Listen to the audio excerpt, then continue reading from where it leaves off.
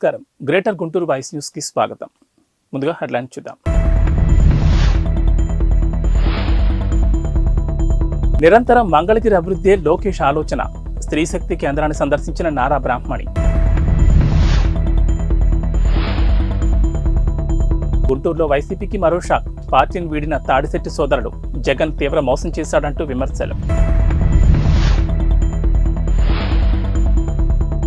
అగ్రిగోల్డ్ బాధితులను ప్రభుత్వం నిండా ముంచేసింది. బాధితుల కన్నీళ్లు ప్రభుత్వానికి తగులుతాయి. సిపిఐ ముప్పాల విమర్శలు. గుంటూరులో వైసీపీకి మరో షాక్ తగిలింది. తాడిశెట్టి సోదరులు పార్టీని వీడుతున్నారు. గతంలో గుంటూరు పశ్చిమ ఎమ్మెల్యేగా తాడిశెట్టి వెంకట్రావు, నగర డిప్యూటీ మేయర్గా తాడిశెట్టి మురళి పనిచేశారు. వీళ్ళిద్దరూ వైసీపీపై అసంతృప్తితో పార్టీని వీడుతున్నారు. ఈ నెల 19న తాడికొండ సోదరుల ఆత్మీయ సమావేశం జరగనుంది.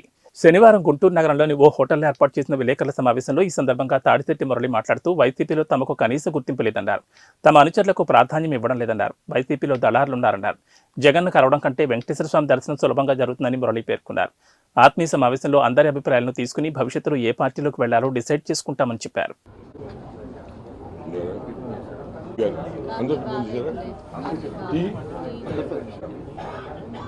ఓకేనా?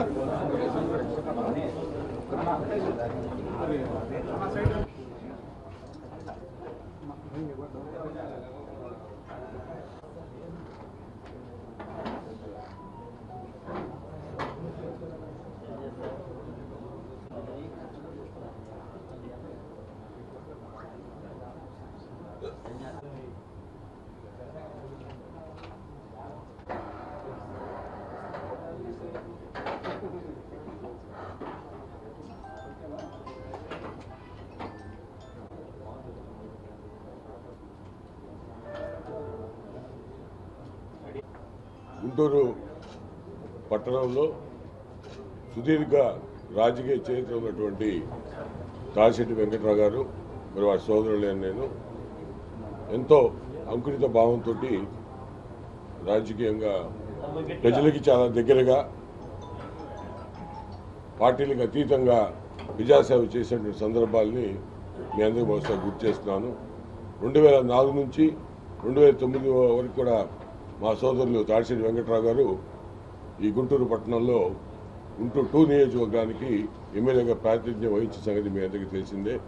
అదేవిధంగా 2005 నుంచి 2010 వరకు నేను ఇనామస్గా కార్పొరేటర్గా ఎన్నికయ్యి డిప్యూటీ మేయర్గా పనిచేసిన పరిస్థితి కూడా మీ అందరికీ తెలిసిందే. ఇంత రాజకీయమైన బ్యాక్గ్రౌండ్ ఉన్నటువంటి మా కుటుంబం 2018లో జగన్మోహన్ రెడ్డి గారి పిలుపు మేరకు వైఎస్ఆర్సీపీలో చేరడం జరిగింది.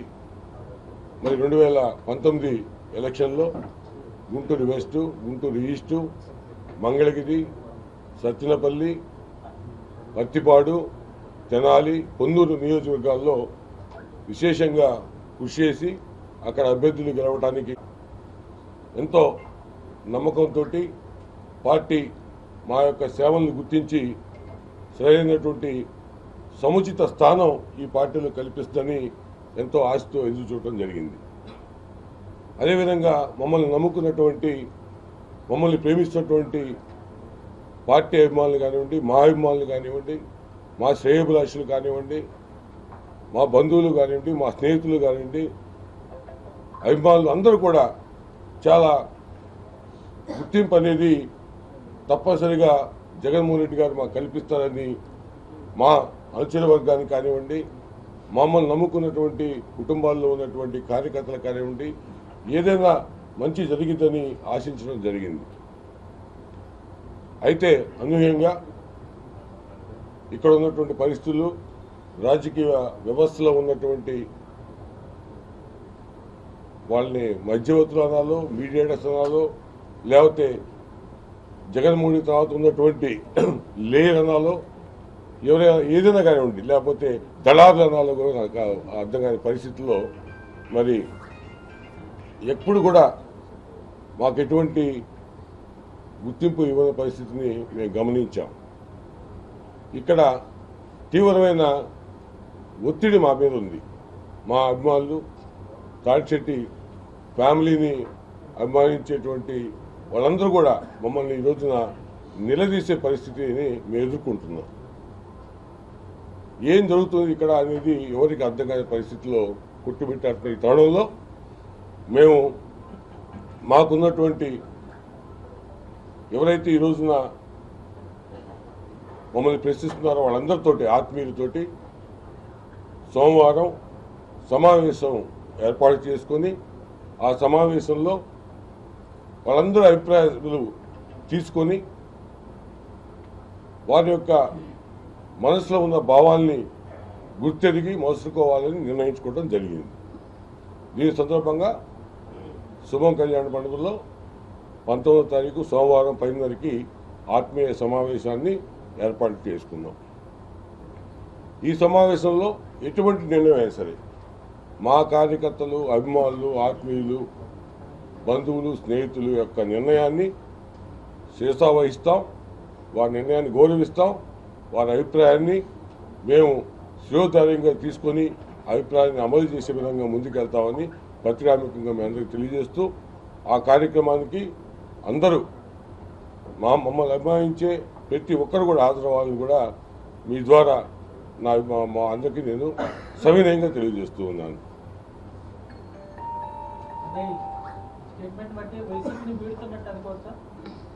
అంటే నిర్ణయం అనేది నేను ఇప్పుడు చెప్పినట్టుగా ఆత్మీయ సమావేశంలో నిర్ణయం తీసుకుంటాం. ఎందుకంటే మాకు మా ఆత్మీయుల కన్నా మించి ఎవరూ లేరు. మేము గతంలో కాంగ్రెస్ పార్టీలో పనిచేసాం సుదీర్ఘంగా. తర్వాత వెంకయ్యనాయుడు గారి పిలుపు మేరకు బీజేపీలో కూడా నేను పనిచేశాను. అక్కడ కూడా నేను వాళ్ళతో కట్టుబడి ఉన్నప్పుడు కూడా అటువంటి పరిస్థితుల్లో జగన్మోహన్ రెడ్డి గారు స్వయంగా కబురు చేసి పిలిపించుకొని మంగళగిరిలో పోటీ చేయమని చెప్పడం జరిగింది. అనివార్య కారణాల వల్ల అక్కడ పోటీ చేయలేకపోయాం. మళ్ళీ ఎటువంటి పార్టీలో పదవి కానీ కనీసం నామినేటెడ్ పోస్ట్ కానీ ఒక ఎమ్మెల్యే స్థాయి ఉన్నటువంటి కుటుంబానికి రాష్ట్ర యూత్ కాంగ్రెస్ ప్రెసిడెంట్గా చేసిన ఉమ్మడి రాష్ట్ర చేసినటువంటి కుటుంబానికి మరి గుర్తింపు రానేది మా కార్యకర్తలు చాలా ఆవేదన వ్యక్తం చేస్తూ ఉన్నారు. మరి ఇప్పుడు ఎలక్షన్ టైం వచ్చింది. మళ్ళీ ఎటువంటి ఇది లేకుండా మీరు ఎలా పనిచేస్తారు ఈ పార్టీకి అని వచ్చిన ప్రశ్న ఇది. ఈ ప్రశ్నకి సమాధానం సోమవారం ఆత్మీయ సదస్సులో తేలుతుంది. తప్పనిసరిగా మా నిర్ణయాన్ని అక్కడ ప్రకటిస్తాం. అప్పుడు వీళ్ళ యొక్క అభిప్రాయాన్ని క్రోడీకరించిన తర్వాత నిర్ణయాన్ని అక్కడ తీసుకుని ఈ కార్యక్రమంలో తాడిశెట్టి వెంకటరావు పాల్గొంటున్నారు. అన్నయ్య నేను ఉంటాము, మా అభిమానులు మా ఆత్మీయులు ఉంటారు. అందరి యొక్క అభిప్రాయాన్ని ఓపెన్ డాయస్ అది ఎవరైనా మాట్లాడవచ్చు, ఎవరైనా మాట్లాడతారు. మాట్లాడినప్పుడు ఆ స్పాట్లో నిర్ణయం తీసుకుంటూ సాగుతామని తెలియజేస్తున్నాం. బలప్రదర్శనగా తీసుకోవాల్సిన అవసరం లేదు, మా బలంగా తీసుకోవచ్చు. ప్రదర్శన అంటే ఏంటంటే మేము తరలించి తీసుకొచ్చే ప్రదర్శన. మా ఉన్నటువంటి నిజమైన బలాన్ని మీరు చూడవచ్చు. Thank you very much. Palnadu జిల్లా మాచర్ల పురపాలక సంఘ పరిధిలో శనివారం వైసీపీ నుంచి తెలుగుదేశం పార్టీలోకి భారీగా వలసలు జరిగాయి. వైసీపీ కౌన్సిలర్ షేక్ మదార్ సాహెబ్ సుమారు 60 ముస్లిం మైనార్టీ కుటుంబాలతో పాటు టీడీపీ నాయకుడు మోజిన్ ఆధ్వర్యంలో మరో 30 కుటుంబాల వారు టీడీపీ మాచర్ల నియోజకవర్గం ఇన్ఛార్జ్ జోలకంటి బ్రహ్మారెడ్డి, రాష్ట్ర నాయకులు చిరుమామిళ్ల మదిబాబు, కర్రీ శివారెడ్డి ఆధ్వర్యంలో పార్టీ కండువా కప్పుకున్నారు. ప్రభుత్వ ఆసుపత్రి సమీపంలోని సుమారు 35 కుటుంబాలకు చెందిన ఎస్సీ సామాజిక వర్గానికి చెందిన వారు టీడీపీ కండువా కప్పుకున్నారు. ఈ సందర్భంగా బ్రహ్మారెడ్డి మాట్లాడుతూ మాచర్ల పట్టణంలో కులమతాలకు అతీతంగా అందరూ కలిసికట్టుగా ఉంటారన్నారు. తన తల్లిగారైన జోలకంటి దుర్గాంబ ఎమ్మెల్యేగా ఉన్నప్పుడు మైనార్టీ సంక్షేమానికి అధిక స్థాయిలో నిధులు కేటాయించారని, షాదీఖానా అభివృద్ధి నిమిత్తం నిధులు కేటాయించారని తెలిపారు. ముస్లిం మైనార్టీ అయిన చత్తు సాహెబ్ని చైర్మన్ చేసిన ఘనత తెలుగుదేశం పార్టీకి దక్కుతుందని తెలిపారు. బడుగు బలహీన వర్గాలను నిరంతరం వేధింపులు గురి చేస్తూ, దళితులను చంపి డోర్ డెలివరీ చేస్తూ, సప్లా నిధులను దారి మళ్లిస్తూ ప్రజలను జలగలా పట్టి పీడిస్తున్న వైసీపీ నిరంకుశ పాలన నుంచి రాష్ట్ర ప్రజలను విముక్తి చేసేందుకు ప్రతి ఒక్కరూ కలిసి రావాలని పిలుపునిచ్చారు.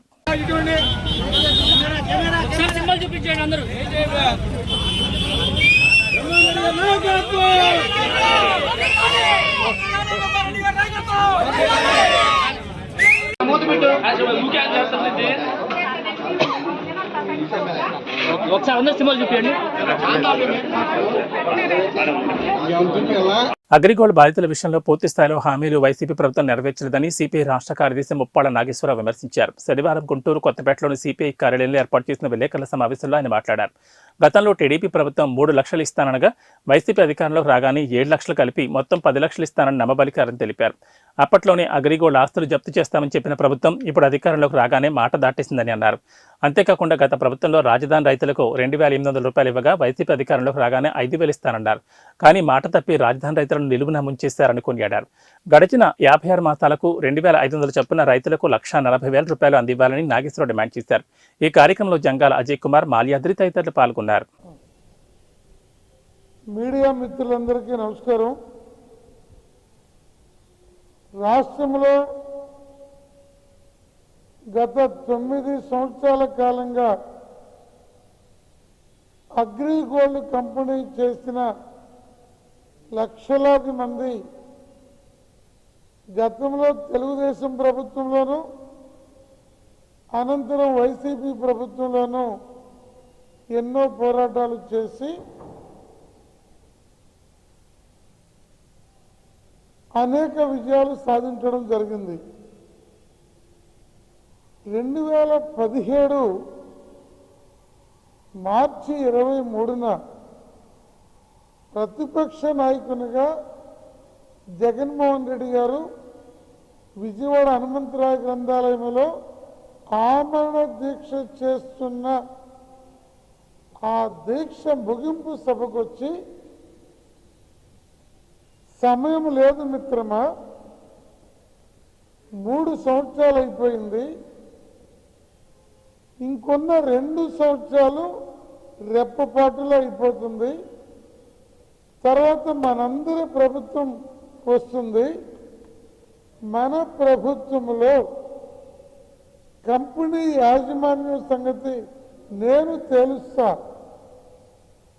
కోర్టు కేసు సంగతి నా ప్రభుత్వం చూసుకుంటుంది. చంద్రబాబు నాయుడు గారు చనిపోయి ఆత్మహత్యలు చేసుకున్న వారికి 3 లక్షలు ఇస్తానన్నాడు. రేపు మనందరి ప్రభుత్వం వచ్చినాక మరో 7 లక్షలు కలిపి మొత్తం 10 లక్షలు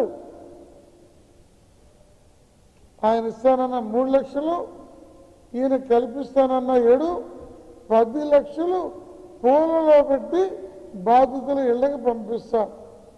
నన్ను నమ్మండి, 30,000 కోట్ల ఆస్తులు వారికి ఉన్నాయి అన్నారు. కోర్టు ఏమిటండి? కోర్టు రజనీ గారు వెస్ట్ ఇన్ఛార్జి చెప్తా ఉన్నారు. మేము ఒక్కటే ప్రశ్నిస్తున్నాం, మీరు మీ అధికార యంత్రాంగం ఏం చేస్తున్నారు? కనీసం మంచినీళ్ళు కూడా, వచ్చే మంచినీళ్ళు కూడా స్వచ్ఛంగా అందించలేని ఈ ప్రభుత్వం ప్రజలకు అవసరమా అనేది ప్రజలందరూ కూడా ఆలోచించాల్సిన అవసరం ఇవాళ ఉన్నదనేది గుర్తుపెట్టుకోవాలి. సిపిఐగా ఈ జిల్లాలో ముఖ్యంగా ఇట్లాంటి స్థానిక సమస్యల పరిష్కారం కోసం అనేక పోరాటాలకు కూడా రూపకల్పన చేయబోతా ఉన్నాం. ఇవాళ ఎవరు ఏ పార్టీలో ఉంటారో అర్థం కాదు. ఇవాళ తెలుగుదేశంలో ఉన్నాయన రేపు పోయి ఎవరికి సీట్లు అంటే ఆయన పోయి ఇంకో పార్టీలో చేస్తున్నారు. అదే బాగానే ఉంటున్నాడు, నేను 5 ఏళ్ళు కష్టపడ్డాను కాబట్టి నాకు లేదు కాబట్టి అక్కడ నాకు వచ్చింది అంటున్నారు. మరి అక్కడ కూడా సీట్లు లేకపోతే ఎక్కడైపోతారు? అందుకని సీట్లే పరమావధిగా, డబ్బే పరమావధిగా, కులాల కులాటంతో రాజకీయ వ్యవస్థ భ్రష్టు పట్టిపోతున్నాం. ఈ దశలో భ్రష్టు పట్టిస్తున్నటువంటి బూర్జువా రాజకీయ పార్టీలు ఎంత దయనీయమైన స్థితి అంటే, మోడీ అనేటటువంటి ఒక బ్రహ్మరాక్షసుడు చంద్రబాబు నాయుడు గారిని జంతువుల వెనుక కరెంటు కర్రతోటి సర్కస్ అతను ఆడించినట్టుగా జగన్మోహన్ రెడ్డి ఆడిస్తున్నాడు, చంద్రబాబు ఆడిస్తున్నాడు, పవన్ కళ్యాణ్ ఆడిస్తున్నాడు. ఈ ముగ్గురు బీజేపీ ఆడేటటువంటి రాజకీయ క్రీడలో ముగ్గురు కూడా బలిపశువుపోతూ ఉన్నారు. నిన్ననే కొత్తగా విష్ణువర్ధన్ రెడ్డి అసలు టీడీపీ కంటే మేరే బలవంతులవి, మేరే ముఖ్యమంత్రి అవుతాం, ఇంకొకరు ముఖ్యమంత్రి చేయడానికి బీజేపీ లేదు అని స్పష్టంగా నిన్న తెలియజేస్తే ఆంధ్ర రాష్ట్ర ప్రజలంతా ఆశ్చర్యపోయి 1% కూడా లేని బీజేపీ ముఖ్యమంత్రి ఆశిస్తూ ఉంటే వీళ్ళంతా పోయి ఢిల్లీలో పడిగాపులు కాస్తూ ఉంటే ఆంధ్ర ప్రజలు అవమానకరంగా ఫీల్ అవుతున్నారు అనేటటువంటి అంశాన్ని టీడీపీ కానీ వైసీపీ కానీ జనసేన కానీ ఆలోచించాల్సినటువంటి అవసరం ఉన్నది. పల్నాడు జిల్లా నరసరావుపేట టీడీపీ ఎంపీ కార్యాలయంలో ఛాంబర్ ఆఫ్ కామర్స్ పెద్దలతో లావు శ్రీకృష్ణదేవరాయలు శనివారం భేటీ అయ్యారు. రానున్న ఎన్నికల్లో తను సహకరించాలని వ్యాపారులను లావు శ్రీకృష్ణదేవరాయలు కోరారు. నరసరావుపేట పార్లమెంట్ పరిధిలో గడిచిన 4 ఏళ్లలో తాను చేసిన అభివృద్ధి పనులను ఛాంబర్ ఆఫ్ కామర్స్ పెద్దలకు శ్రీకృష్ణదేవరాయలు వివరించారు. రాబోయే రోజుల్లో సాగునీటి ప్రాజెక్టుల అనుసంధానాలు, యువతకు ఉద్యోగాలు, రాష్ట్రంలో వ్యాపార సముదాయాల పెంపు తదితర అంశాలను అందుబాటులోకి తేవాలనే ఉద్దేశంతో పోటీకి సిద్ధమవుతున్నారన్న ఆయన అన్నారు. తన ఆలోచనను పార్లమెంటు స్థాయిలో ప్రతి ఒక్కరికి తెలియజేసేందుకు సహకరించాలని వ్యాపారులను లావు శ్రీకృష్ణదేవరాయలు కోరారు. ఈ సమావేశంలో ఛాంబర్ ఆఫ్ కామర్స్ సభ్యులు, పలువురు టీడీపీ నాయకులు పాల్గొన్నారు.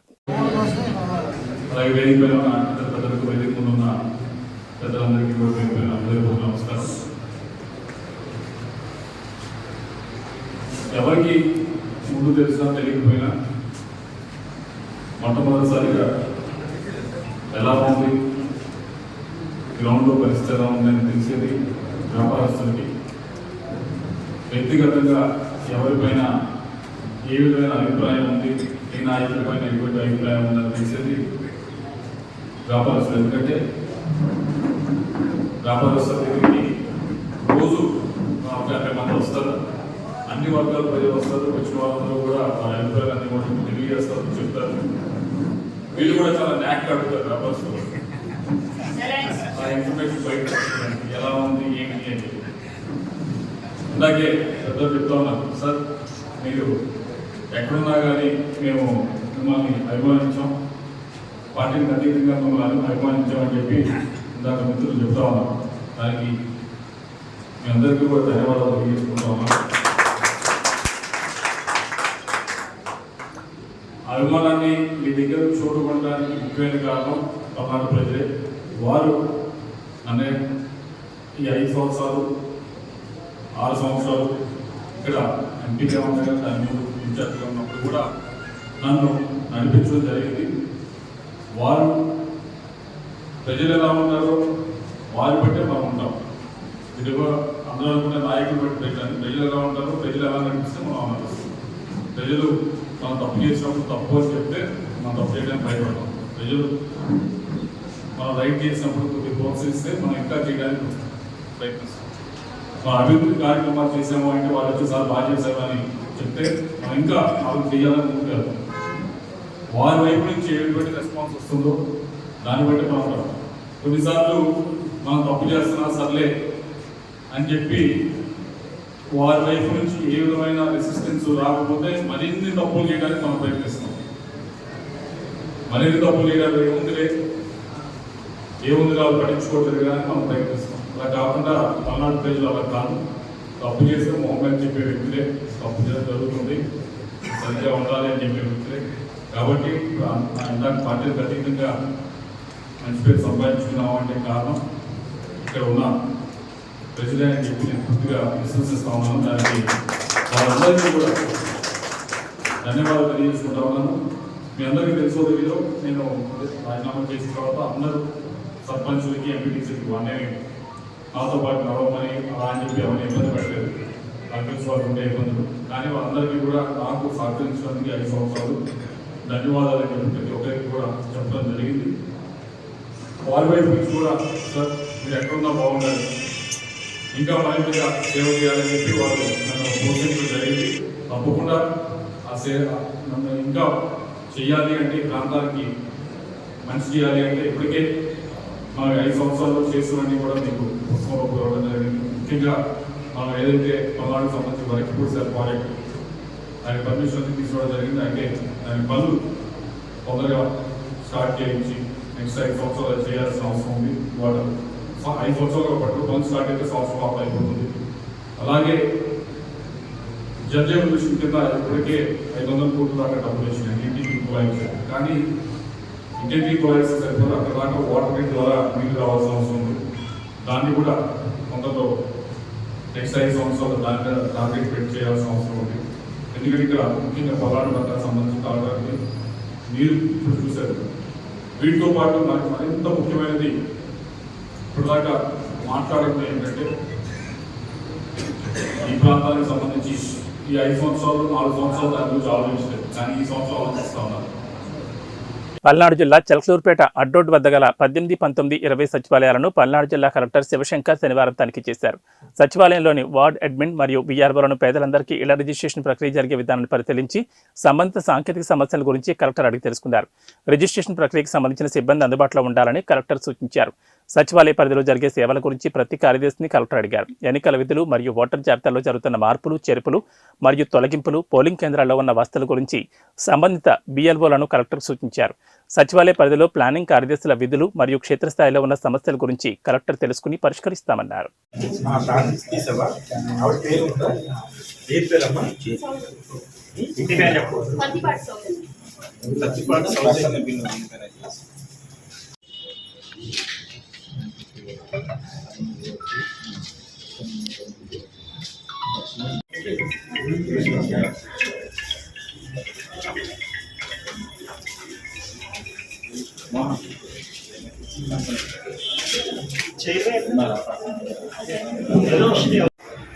ఆ క్లారిటీ ఉందా మీకు లేదా చెప్పారు మీకు సర్కులర్ ఇచ్చారు. రేపు ట్రైనింగ్ కూడా మీకు స్టార్ట్ చేస్తారు. So presiding officer, assistant presiding officer and other polling officers అని 3 కేటగిరీలు ఉంటాయి. Presiding officer must be gazetted. So ఒక హెచ్ఎం కానీ స్కూల్ అసిస్టెంట్ కానీ ఎవరో ఉంటారు. అసిస్టెంట్ ప్రిసైడింగ్ ఆఫీసర్ కూడా ఒక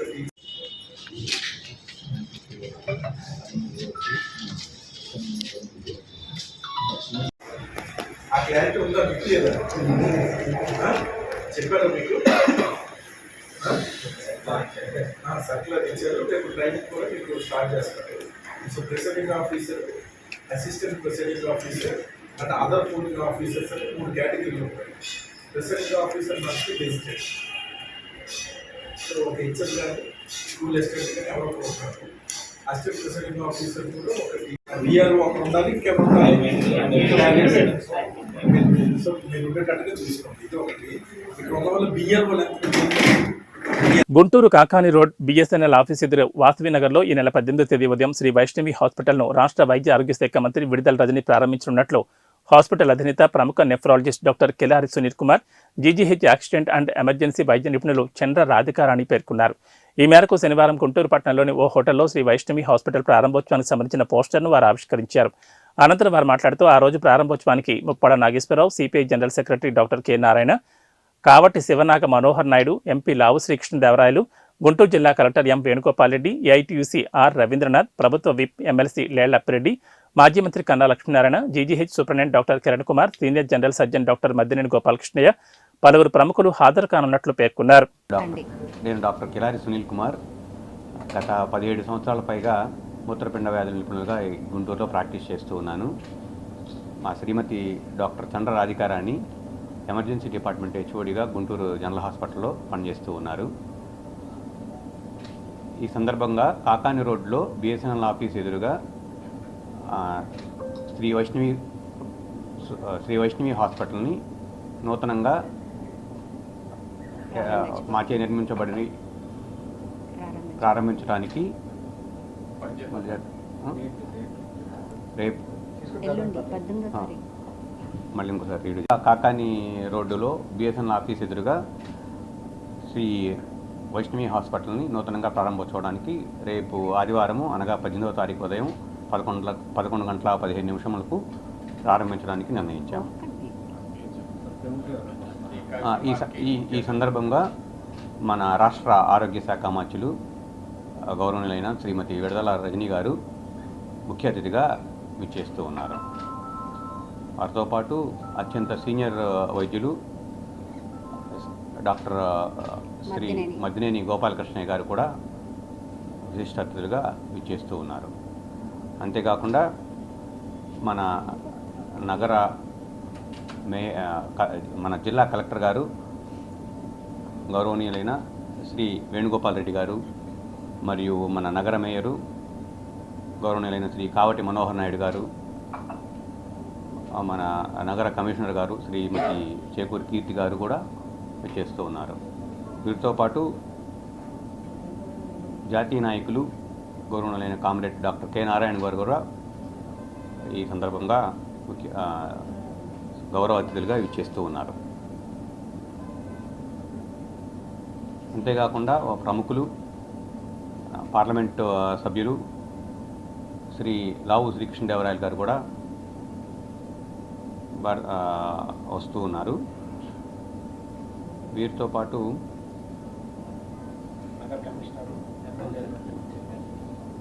శాసనసభ్యులు, తూర్పు పశ్చిమ శాసనసభ్యులు ముస్తఫా గారు, అప్పిరెడ్డి గారు, ఎమ్మెల్సీ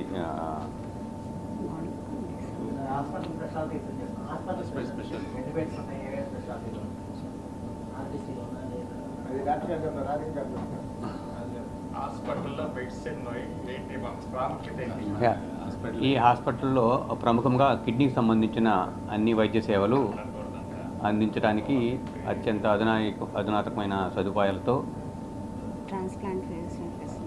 నిర్మించాము. ఇందులో కిడ్నీకి సంబంధించిన సమగ్ర వైద్య సేవలు అనగా ఎమర్జెన్సీ డయాలసిస్లు, తర్వాత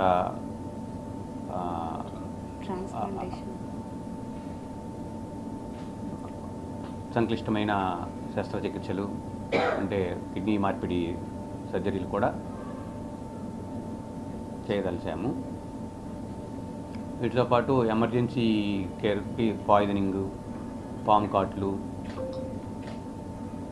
బర్న్స్ లాంటి వాటికి కూడా సదుపాయాలు కలుగజేశాము.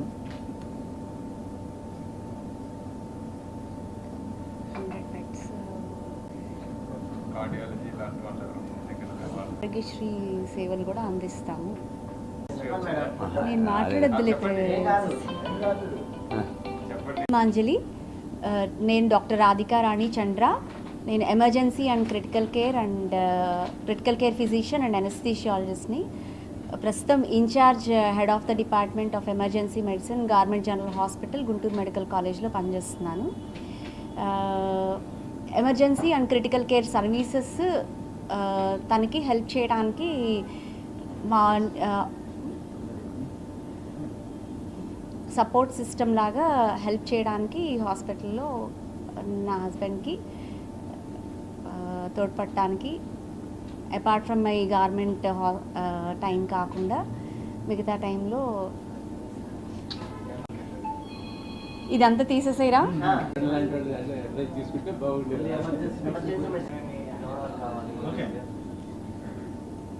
Emergency medicine services, especially trauma and emergency, polytrauma services, poisoning services, pain management, ఇట్లాంటి సర్వీసెస్ ఒకటే చోట గుంటూరులో, కానీ ఎక్కడైనా కానీ కొంచెం కష్టమైన సిచ్యుయేషన్లో ఫస్ట్ టైం మేము అది కంప్లీట్గా అంతా ఒక అంబ్రిల్లా కింద తీసుకురావాలని ఈ ప్రయత్నం చేస్తున్నాము.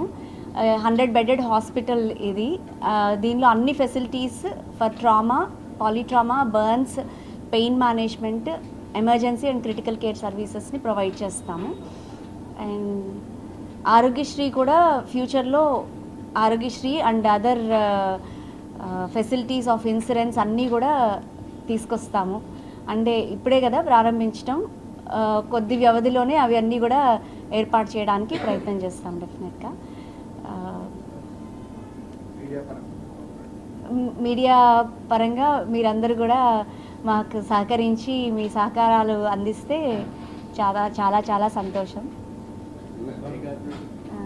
మీడియా వాళ్ళకి సర్వీస్ చేయడానికి అంటే almost 2000 services, hands only CPR, BLS అని చెప్పి మీడియా వాళ్ళకి అసలు సపరేట్గా ఎప్పుడూ ఫ్రీ బేసిక్ లైఫ్ సపోర్ట్ నేర్పిస్తూనే వస్తున్నాను. దానికి డాక్టర్ సునీల్ గారు ఎప్పుడూ తోడ్పడుతూ ఉన్నారు నాకు. అంటే రిసోర్సెస్ అన్నీ ఈజ్ ఫ్రమ్ డాక్టర్ సునీల్. నేను ఒక ట్రైనర్గా ఎమర్జెన్సీ సర్వీసెస్ని BLS, basic life support, basic cardiopulmonary life support, compression only life support అని hands only CPR laymen's BLS నేర్పిస్తూ వచ్చిన మీరందరూ కూడా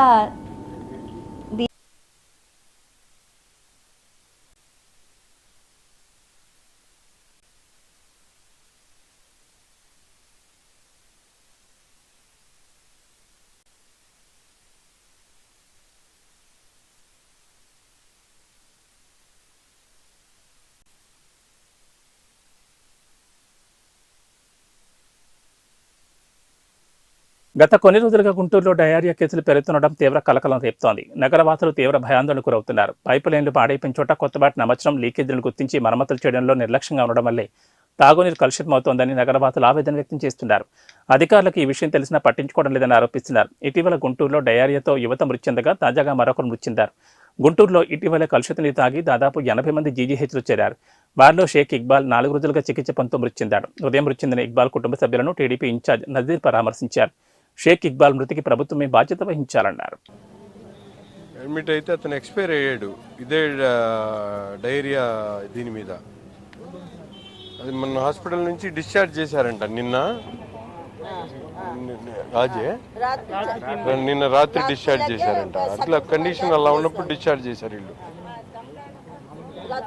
ఒకసారి చూడండి రికార్డ్స్ లో ఇక్బాల్ అనే పేరు ఉందో లేదో మీరు ఫ్రీగా ఉంటే ఒకసారి చూడండి సార్.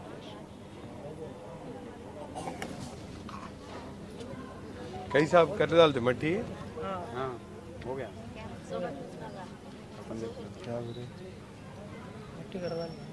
मट्टी करते हैं लॉ का प्रॉब्लम बोले क्या मालूम क्या है. कल एक जगह ऐसा छुआ 5 लाख रुपए दिए लगा भाई तुम लोग मट्टी करने का इरादा कर ले तो तुम्हारे 1 मिनट रहो. గత వారం నుండి గుంటూరులో మంచినీటి కలుషితమైనటువంటి విషయం మనందరికీ కూడా తెలుసు. వారం ముందు ఓబుల్ అనే వ్యక్తి ఇందిరా తిరుమలచారి కాలనీలో చనిపోతే వెంటనే అధికారులను అప్రమత్తం చేయడం జరిగింది. నగర కమిషనర్ గారికి అలాగే స్థానికంగా ఉన్నటువంటి ఏఈ గారికి దృష్టికి తీసుకొని వెళ్ళడం జరిగింది. కానీ క్షేత్రస్థాయిలో ఏ ఒక్కరు కూడా మేయర్ గారు కానీ శాసనసభ్యుడు కానీ కమిషనర్ కానీ పర్యటించి ప్రజలను అవగాహన కల్పించడంలో పూర్తిగా విఫలమైనటువంటి పరిస్థితులు. గత వారం నుండి పద్మ అనే ఒక మహిళ 19 సంవత్సరాలు ఉన్నటువంటి ఒక మహిళ డయేరియా బారిన పడి చనిపోవడం జరిగింది.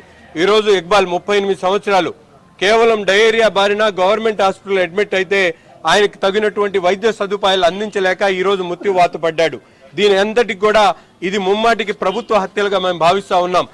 నగరంలో అనేక చోట్ల ప్రజలు ఇబ్బందులు పడతా ఉన్నారు. డయేరియా బాధిన పడి ప్రైవేట్ హాస్పిటల్స్ లో ఆర్ఎంపీల దగ్గర గవర్నమెంట్ హాస్పిటల్లో దాదాపు 200 మంది ఈ వారం రోజుల్లో డయేరియా బారిన పడి అడ్మిట్ అయినటువంటి పరిస్థితులు. కానీ ఎక్కడ కూడా అధికార యంత్రాంగం చలించినటువంటి పరిస్థితి లేదు. ఎక్కడ వేసినటువంటి గొంగళి అక్కడే అనేటువంటి విధంగా మంచినీటి కుళాయిలన్నీ కూడా కలుషితం అయిపోయి ప్రజలు ఇబ్బందులు పడతా ఉన్నారు. అయినా ముద్దు నిద్రపోతున్నటువంటి యంత్రాంగం ఎక్కడ కదలనటువంటి పరిస్థితి. ఈరోజు ఇక్బాల్ ఏదైతే చనిపోయినటువంటి ఇక్బాల్ తప్పకుండా ఇది ప్రభుత్వ హత్యగా భావిస్తాం.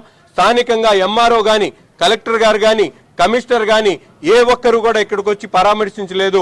మట్టికి దహన సంస్కారాలకి వాళ్ళందరూ కూడా ఏర్పాటు చేసుకున్న ప్రభుత్వ తరపున ఎవరు ఇక్కడికి వచ్చి పరామర్శించలేదు. వెంటనే చెప్తా ఉన్నాం, ప్రభుత్వ యంత్రాంగం గాని అధికార పక్షం గాని ఇక్బాల్కి న్యాయం చేయాలి, వాళ్ళ కుటుంబాలకి అండగా ఉండాలని చెప్పి తెలియజేస్తూ వీరికి ఎటువంటి న్యాయం చేయకపోతే వెంటనే పోరాటానికి దిగుతాం, రోడ్ల మీదకి వస్తాం, మిమ్మల్ని కట్టడి చేస్తామని చెప్పి కూడా ఈ సందర్భంగా హెచ్చరిస్తా ఉన్నాం. గుంటూరు నగరంలో ప్రతి ఒక్కరు కూడా మంచినీటి సదుపాయాన్ని కల్పించడంలో ఈ యంత్రాంగం పూర్తిగా విఫలమైంది. మా శాసనసభ్యుడు ఉన్నటువంటి ముస్తఫా ఒక డ్రామా ఆర్టిస్ట్ గా ఇప్పటి వరకు దాదాపు 10 మంది పైచులకు గుంటూరు తూర్పు నియోజకవర్గంలో చనిపోతే ఏ ఒక్కరు కుటుంబ సభ్యుడిని కూడా పరామర్శించేటువంటి పరిస్థితి లేదు. కాబట్టి ప్రజలందరూ కూడా గమనించి తప్పకుండా మీరు తాగేటువంటి నీరును వేడి చేసుకొని తాగాలని చెప్పి హృదయపూర్వకంగా ప్రతి ఒక్కరిని కూడా కోరుకుంటా ఉన్నాం. ప్రభుత్వ ఆసుపత్రికి జాతీయ స్థాయిలో మానసిక వైద్య విభాగ పీజీ వైద్య విద్యార్థులకు ప్రథమ బహుమతులు రావడం గర్వకారణమని సూపరింటెండెంట్ డాక్టర్ కిరణ్ కుమార్ అన్నారు. పూణేలో జరిగిన జాతీయ మానసిక చికిత్స విభాగ పీజీ సదస్సులో ప్రభుత్వ ఆసుపత్రి మానసిక వైద్య విభాగం పీజీ వైద్య విద్యార్థులు కాచాయిని విష్ణు నాయర్ సత్తా చాటారు. ఈ సందర్భంగా డాక్టర్ కిరణ్ కుమార్ వారిని అభినందించారు. పీజీ వైద్య విద్యార్థులు పరిశోధన చేసే విషయంలో సహకారం అందిస్తామని డాక్టర్ కిరణ్ కుమార్ అన్నారు. పాఠశాల విద్యార్థుల్లో డిజిటల్ అడిక్షన్పై చేసిన పరిశోధనకు ఉత్తమ పేపర్ విభాగంలో ప్రథమ బహుమతి పొందారని ఆయన అన్నారు. అదేవిధంగా బీపీ వల్ల వచ్చే మెదడుకు సంబంధించిన వ్యాధికి సంబంధించి మానసిక లక్షణాలపై ఉత్తమ పోస్టర్ బహుమతిని సాధించడం సంతోషకరమని ఆయన అన్నారు. పీజీలను సలహాలు సూచనలు అందించిన మానసిక వైద్య విభాగం HOD doctor Umajyothi, associate professor doctor Venkat Kiran, assistant professor doctor Sai కిరణ్ను అభినందించారు.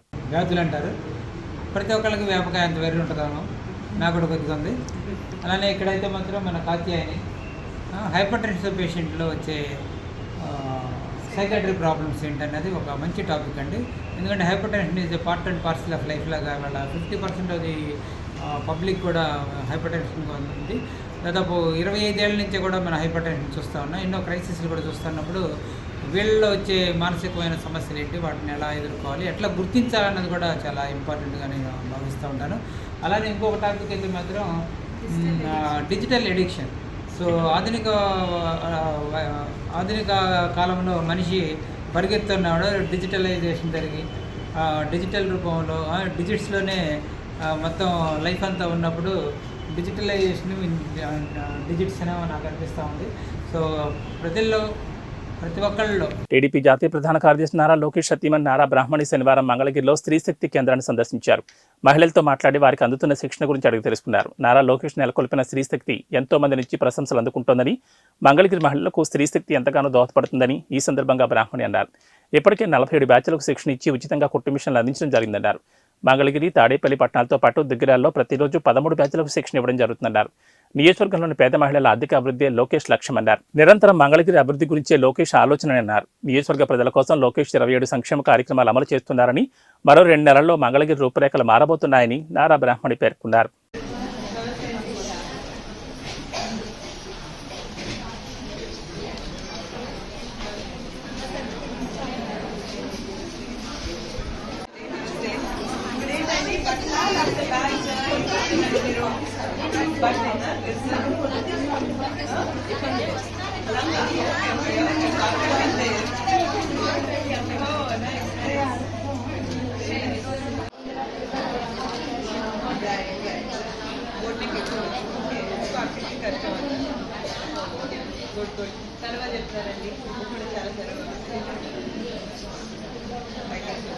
సిద్ధం అనంతపురం సభను ఎన్నికల సభగా నిర్వహిస్తున్నామని మంత్రి పెద్దిరెడ్డి రామచంద్రారెడ్డి అన్నారు. వైసీపీ శ్రేణులకు ఈ సభ నుంచి మంచి సందేశాన్ని ఇస్తుందని తెలిపారు.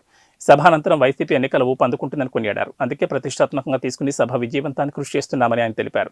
రాబోయే ఎన్నికలకు పూర్తిగా వైసీపీ శ్రేణులు సన్నద్ధమవుతాయని, రాష్ట్ర ప్రజలందరూ వైసీపీ పట్ల ఆకర్షితులవుతారని అన్నారు. ఈ సభతో రాష్ట్రంలో 3 సిద్ధం సభలు పూర్తవుతాయని, గత ఎన్నికల కంటే అత్యధిక స్థానాలు సాధించేందుకు ఈ సభ ఊతమిస్తుందని చెప్పారు. రాష్ట్రంలో అతిపెద్ద సభగా ఈ సిద్ధం సభ నిలుస్తుందని, రాష్ట్ర ప్రజలందరికీ సీఎం జగన్ సందేశం అందుతుందని తెలిపారు. 7 పార్లమెంట్ నియోజకవర్గాల నుంచి వైసీపీ శ్రేణులు ఈ సభలో పాల్గొంటున్నారన్నారు. 2024 ఎన్నికల్లో 151 కంటే ఎక్కువ స్థానాలు గెలుస్తామని మంత్రి పెద్దిరెడ్డి రామచంద్రారెడ్డి తెలిపారు. తర్వాత ప్రారంభమవుతుంది. ఈ సభలో ప్రధానంగా మన ప్రీతం నాయకుడు ముఖ్యమంత్రి జగన్మోహన్ రెడ్డి గారు ఒక రాష్ట్ర ప్రజలకంతా కూడా ఒక సందేశాన్ని ఇస్తాడు. ఇది అతి పెద్ద ఎన్నికల సభగా నిర్వహించబడుతూ ఉంది. తప్పకుండా రేపు జరిగే సభ రాష్ట్ర ప్రజలందరికీ కూడా, ముఖ్యంగా వైఎస్ఆర్ కాంగ్రెస్ పార్టీ శ్రేణులకు మంచి సందేశాన్ని ఇవ్వబోతా ఉంది. ఇది జరిగిన తర్వాత రాష్ట్రంలో వైఎస్ఆర్ కాంగ్రెస్ పార్టీ ఎన్నికల ఊపందుకొని ప్రజల ముందుకు పోయే పరిస్థితి ఉంటుంది. అంచేత ఈ సభను ప్రతిష్టాత్మకంగా తీసుకొని నిర్వహిస్తూ ఉన్నాం. ఇది చాలా పెద్ద విజయం అవుతుందని చెప్పి మా అంచనాలు. తప్పకుండా మా అంచనాలకు తగినట్లే విజయవంతమవుతుందని చెప్పి తెలియజేస్తా ఉన్నాను. ఈ సభ జరిగిన తర్వాత ఎన్నికల శంఖారావం పూరించినట్లే వైఎస్ఆర్ కాంగ్రెస్ పార్టీ భావిస్తా ఉన్నాం. తప్పకుండా రాబోయే 40 రోజుల లోపల జరిగే ఎన్నికలకు వైఎస్ఆర్ కాంగ్రెస్ పార్టీ శ్రేణులు పూర్తిగా సన్నద్ధమై ఈ ఎన్నికల నిర్వహణకు ఊపందుకుంటుంది. ఉత్తేజాన్ని ఇచ్చేదే కాకుండా మా అంచనాలు కూడా ఎక్కువగా ఈ రాష్ట్ర ప్రజలందరూ కూడా ఆకర్షితులవుతారని భావిస్తూ ఉన్నాం. ఈ సభ విజయవంతమైన తర్వాత రాష్ట్రంలో 3 ప్రాంతాలలో ఈ సిద్ధం సభలు పూర్తి అవుతాయి. 4వ ప్రాంతంలో తిరిగి మళ్ళా పల్నాడులో జరగబోతుంది. ఈ 4 సభలు అయిన తర్వాత అంతలోపలే ఎన్నికల కోడ్ కూడా వస్తుందని ఆశిస్తూ ఉన్నా. ఎన్నికల కోడ్ వచ్చిన తర్వాత ఇక ఈ ఉత్తేజాన్ని ఎన్నికల దాకా తీసుకుపోయే విధంగా వైఎస్ఆర్ కాంగ్రెస్ పార్టీ నాయకులు, వైఎస్ఆర్ కాంగ్రెస్ పార్టీ కార్యకర్తలు, శ్రేణులందరూ కూడా పనిచేస్తారు. మరి ముఖ్యమంత్రి గారు ఇచ్చే సందేశం కూడా ఎన్నికలను ఉద్దేశించే ప్రధానంగా ఉంటుంది కాబట్టి తప్పకుండా వారి సందేశం కూడా రాష్ట్ర ప్రజలందరికీ కూడా ఒక మార్గదర్శకంగా చెప్పుకోవచ్చు. వివిధ హోదాల్లో పార్టీలో పనిచేస్తా ఉన్న నాయకులు అందరూ కూడా దీంట్లో పాలు పంచుకుంటారని చెప్పి మీ అందరికీ కూడా తెలియజేస్తున్నాను. అంబేద్కర్ ప్రతిమని భారత కరెన్సీ నోట్లపై ముద్రించాలని అంబేద్కర్ వాదులు డిమాండ్ చేశారు. ఈ డిమాండ్తోనే అంబేద్కర్ ఆశయ సాధన సమితి జాతీయ అధ్యక్షులు కాల్వ రవి ఫిబ్రవరి 27న దీక్ష చేపట్టనున్నారు. గుంటూరు కలెక్టరేట్ వద్ద జరగనున్న ఈ దీక్షకు సంబంధించిన బ్రోచర్లని అంబేద్కర్ వాదులు శుక్రవారం ఆవిష్కరించారు. అంబేద్కర్ భవన్లో జరిగిన ఈ కార్యక్రమాన్ని ఉద్దేశించి Madiga finance corporation chairman Kanakarao, idea వ్యవస్థాపకులు గోళ్లమూటి రాజాసుందరం బాబు మాట్లాడారు. కిరణ్ రాజ్, అన్నవరపు కిషోర్ తదితరులు కార్యక్రమంలో పాల్గొన్నారు. భారతదేశం వంటి ప్రజాస్వామికవాదులు, అదేవిధంగా ఏదైతే డాక్టర్ బిఆర్ అంబేద్కర్ యొక్క భావజాలం ఉన్నటువంటి ప్రతి ఒక్కరు కూడా ఇది అందరి యొక్క డిమాండ్ స్వీకరించి డాక్టర్ బిఆర్ అంబేద్కర్ యొక్క భావాన్ని డాక్టర్ బిఆర్ అంబేద్కర్ ఈ సమాజానికి ప్రపంచ దేశాల్లోనే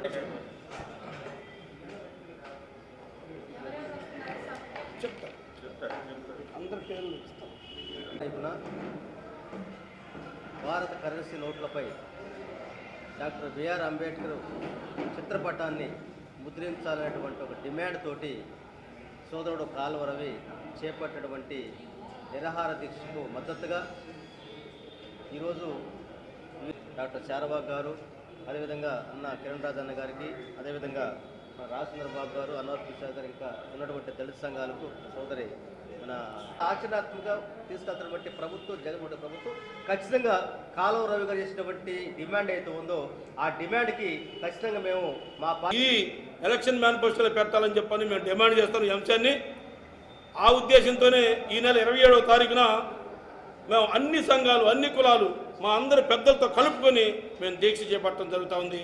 ఆ దీక్షకి అందరూ మద్దతు ఇవ్వాలని చెప్పి అన్ని రాజకీయ పార్టీలు, మరీ ముఖ్యంగా మేము చెప్తా ఉన్నాం, ఏ రాజకీయ పార్టీ అయితే అంబేద్కర్ గారిని అవమానపరంగా లేదా చిన్నచూపు చూస్తూ ఈ విషయానికి మద్దతు ఎవరో ఆ రాజకీయ పార్టీలు మాత్రం బహిరంగంగా మేము బహిష్కరిస్తామని చెప్పని మేము తెలియజేస్తా ఉన్నాం. ఇందులో ఎలాంటి సందేహం లేదు. నేను కానీ ఇక్కడ ఉన్నవారు కానీ, ఎందుకంటే మాకు సొంత వ్యక్తిత్వం లేదు, వ్యక్తిగత నిర్ణయాలు లేవు. అంబేద్కర్ గారి నిర్ణయాలు, అంబేద్కర్ గారి కోసం చేసే పోరాటమే మా ఊపిరిగా మేము భావిస్తా ఉన్నాం. కాబట్టి అంబేద్కర్ గారి బొమ్మని కరెన్సీపై ముద్రించే వరకు మా ఈ పోరాటం ఆగదు.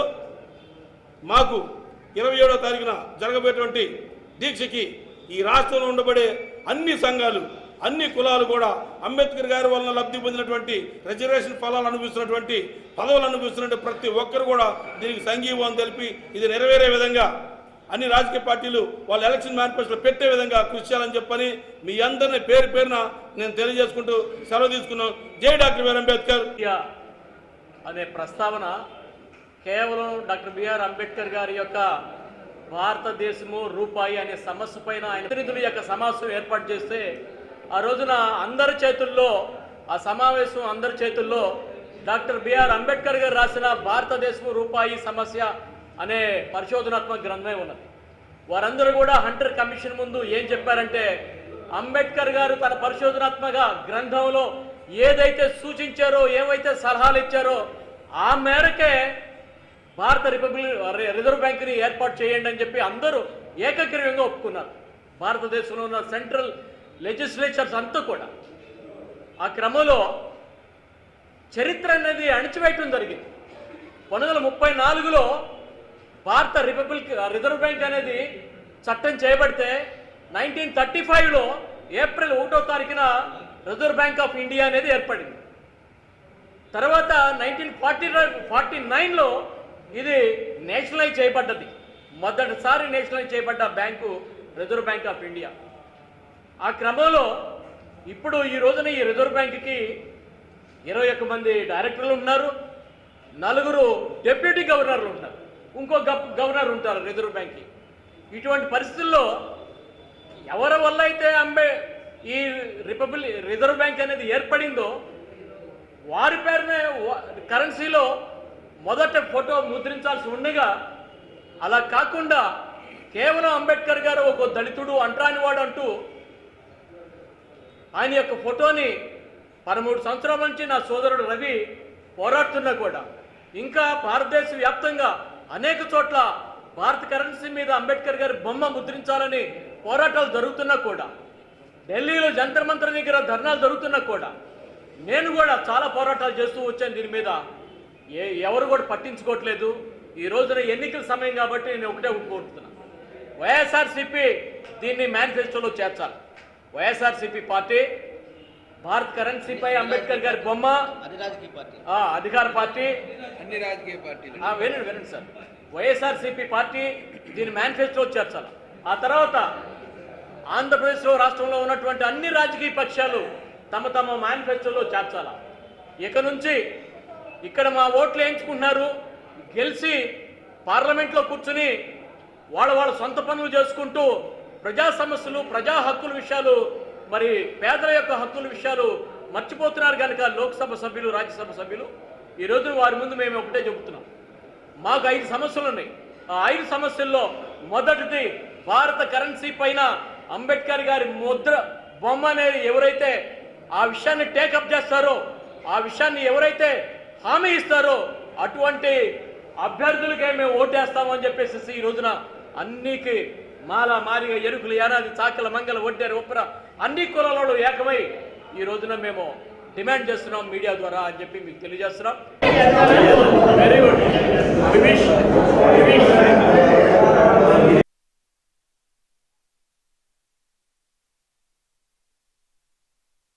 అంబేద్కర్ గారి బొమ్మ, భారత కరెన్సీపై అంబేద్కర్ గారి బొమ్మ, SC ST BC minority like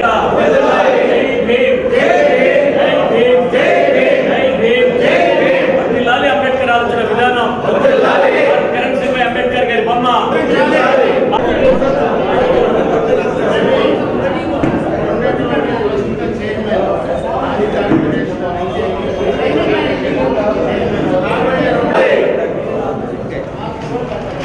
ఇవి బులెటిన్ విశేషాలు. నమస్కారం.